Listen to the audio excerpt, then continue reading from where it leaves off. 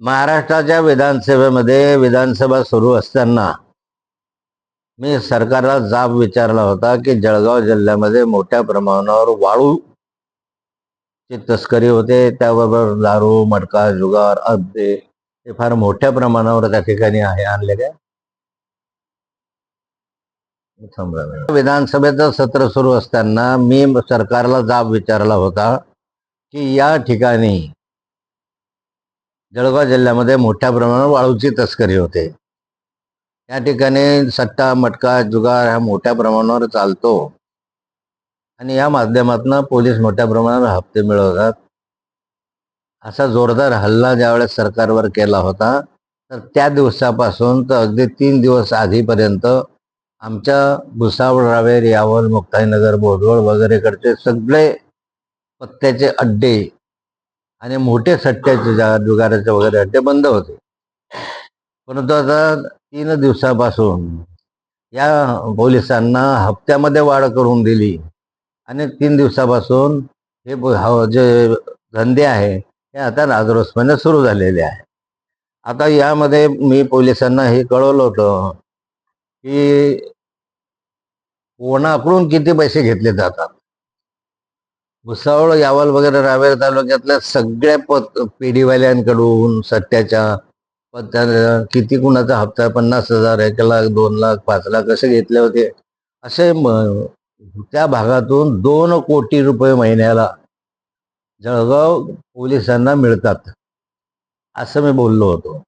आणि त्यातले काही नावं जे आहे ते मी दिले होते, प्रत्येक तालुक्यामधले नावं दिले होते. त्यामध्ये रावेर जिल्हा जळगावमध्ये सुरू असलेले पत्ते जुगार club Vinayak Mahajan, Raver, Rasalpur road, beer बारच्या मागे खड्ड्यात हा क्लब चालतो. दुसरा रवी पाटील, रावेर, बऱ्हाणपूर रोड, भूत बंगलाच्या मागे हा एक अड्डा मोठा चालतो. नाशिर तडवी, पाल रोड, आभोडा गावात पत्त्याचा मोठा क्लब आहे. रविराम, बऱ्हाणपूर रोड वर मला श्री हॉटेलच्या मागे पत्त्याचा क्लब आहे. आसिफ मान्यार, कर्जत वाघोदा रोड इथे मोठा पत्त्याचा क्लब आहे. रवी दिनकर उर्फ रवी भद्रीय, छोटे मोरगाव, तालुका रावेर सर्वात मोठा पत्त्याचा जुगाराचा अड्डा आहे. असे मी जवळपास 86 लोकांचे नाव पोलिसांना कळवले आणि त्यामध्ये प्रत्येकाकडनं किती पैसे घेतले जातात हे फक्त त्या रावेर यावल पुरते होते बरं.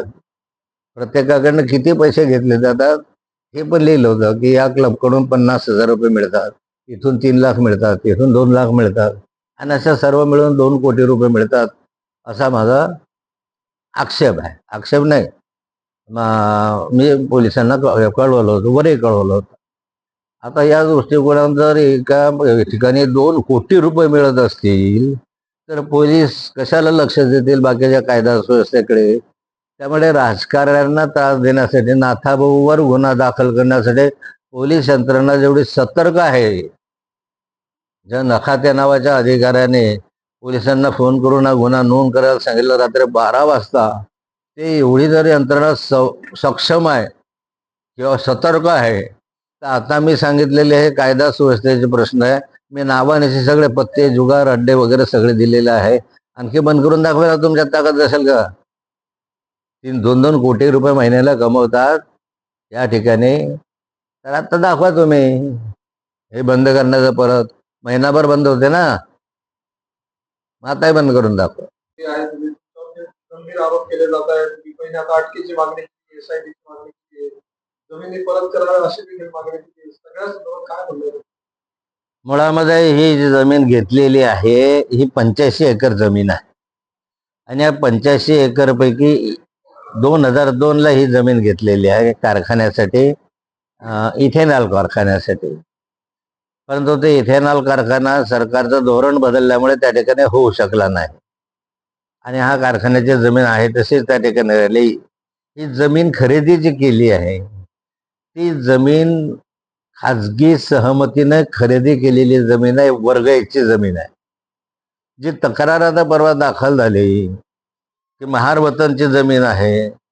मुळामध्ये माननीय महसूल मंत्र्यांनी या विधानसभेत प्रश्न विचारला असताना त्यांनी सांगितले की जमीन महारवतनची नाही, वर्ग एकची जमीन आहे आणि वर्ग एकची जमीन कुणालाही खरेदी करता येते.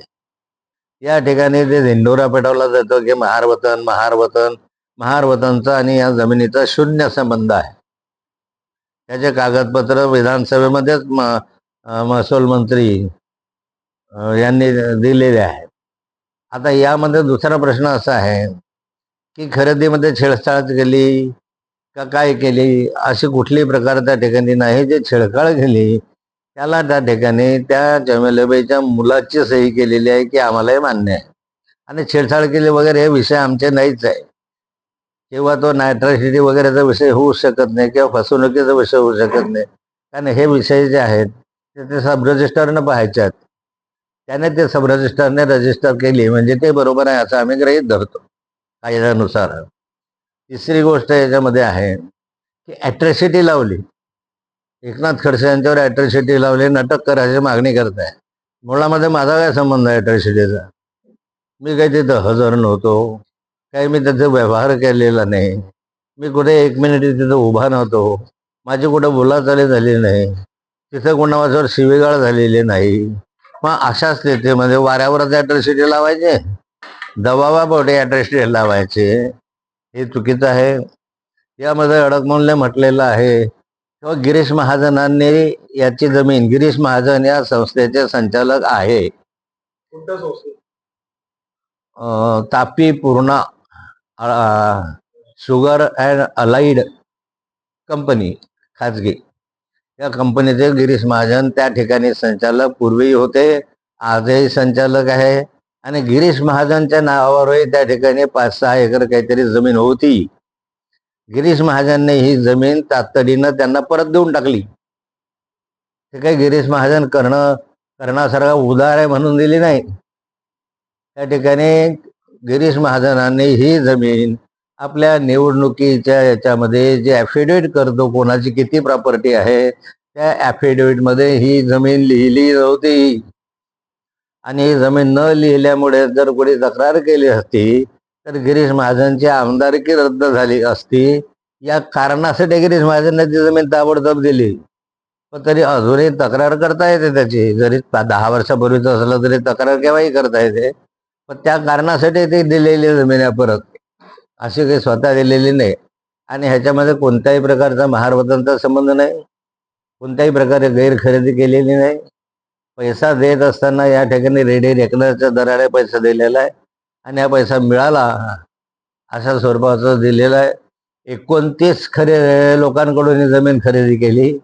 फक्त एकाच खरेदीदाराची तक्रार आली आता 25 वर्षानंतर तक्रार केली. 25 वर्षानंतर जाग आली की आम्हाला पैसे मिळाले नाही.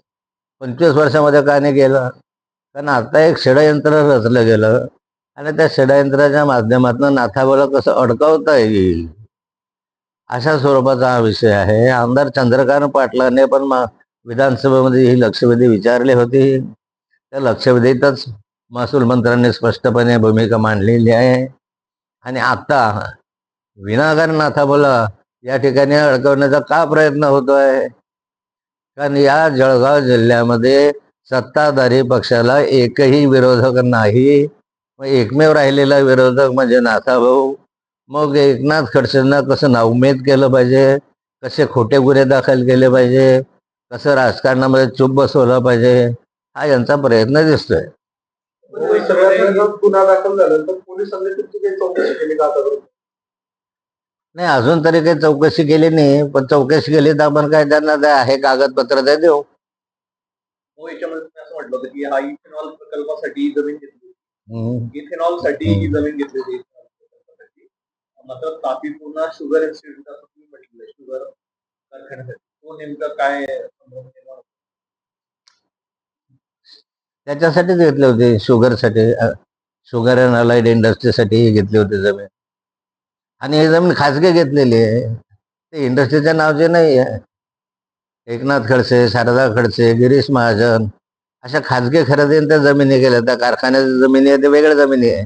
त्यांचा एक आक्षेप आहे की ही जमीन तापी पूर्ण शुगर आलायच्या नावाने पहिल्यांदा घेतली गेली. त्यानंतर वर्ग एक मध्ये तिला कन्वर्ट करून ती खाजगी करून घेतली. काय नाही. मी केली नाही असणे, महसूल मंत्री जे सांगतात ते खरं आहे विधानसभेत. आणि दुसरा अजून एक आक्षेप आहे त्यांचा की खरेदी करताना शारदाताई कुठेच नव्हतं, तरी त्यांच्या नावावर खरेदी कशी काय? जो खरेदीदार आहे तो असायला पाहिजे होता काय? शारदाताई तिथं होती. शारदाताईच्या 4 सह्या वेगवेगळ्या ठिकाणी तिथं दिसत आहे. शारदाताईने खरेदी खतावर सही केलेली आहे. शारदाताईने स्टॅम्पवर सही केलेली आहे. शारदाताईने त्या ठिकाणी जी रक्कम चिठ्ठी भरतात पैसे पहिल्यांदा, त्याच्यावर सही केलेली आहे. सगळ्या ठिकाणी शारदाताईच्या सह्या आहे. आणि ह्या सह्या ज्या आहे त्या सबरेजिस्ट्रारच्या सामने आहे. तो कशाला रेस घेईल त्याच्यामध्ये? जमिनीबाईंनी तिथं अंकाय घेतलेला आहे, त्यांना सही येत नाही, तर त्यांचं असं म्हणणं होतं की तिथे दस्तूर खाली दस्तूरचं नाव पाहिजे. त्याच्या खाली दस्तूरचं नाव आहे त्याच्या मुलाचं.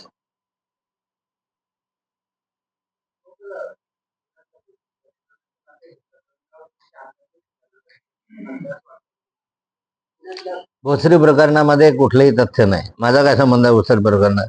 मी काही जमीन खरेदी केली नाही, काही घेतली नाही, दिली नाही, पैसे दिले नाही. फक्त म्हणे एक मीटिंग तुम्ही घेतली म्हणून ईडी लावा. नुसत्या मीटिंगमुळे ईडी लागते हे पहिलं उदाहरण आहे. आणि म्हणून सुप्रीम कोर्टाने महाराष्ट्रामध्ये नाही देशामध्ये नाथाबू हा पहिला माणूस आहे की त्याला जामीन दिला ईडी मध्ये. म्हणजे देशभरामध्ये कुणालाही जामीन दिला नाही ईडी प्रकरणात. सुप्रीम कोर्टाच्या लक्षात आणून दिले की माझा काय संबंध आहे, मी फक्त मीटिंग घेतली. तर काय मीटिंग घेतली तर दुसरं काही गुन्हाला व्हायला ईडीला पाहिजे. सुप्रीम कोर्टाने माझा त्याच्या कारणासाठी जामीन दिला.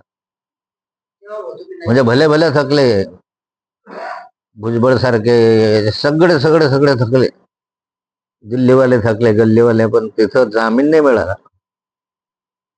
जेलमध्ये जावंच लागलं. फक्त मी जसा माणूस आहे की बाहेर आहे.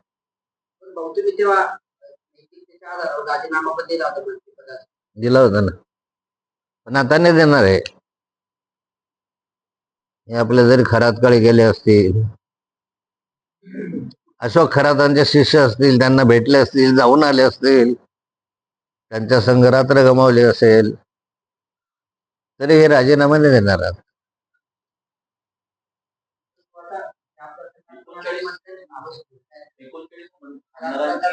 तू विषय नाही बोला, आपल्याला माहित नाही ते. फक्त मला माहित आहे की या मंत्र्याचं नाव कसं येत नाही अजून. या मंत्र्याचं म्हटलं नाही, त्यामुळे तुम्ही समजून जा कोणी मंत्र्याचं. मला नाही माहित, तिथला विषय पुरेसा मला माहिती नाही.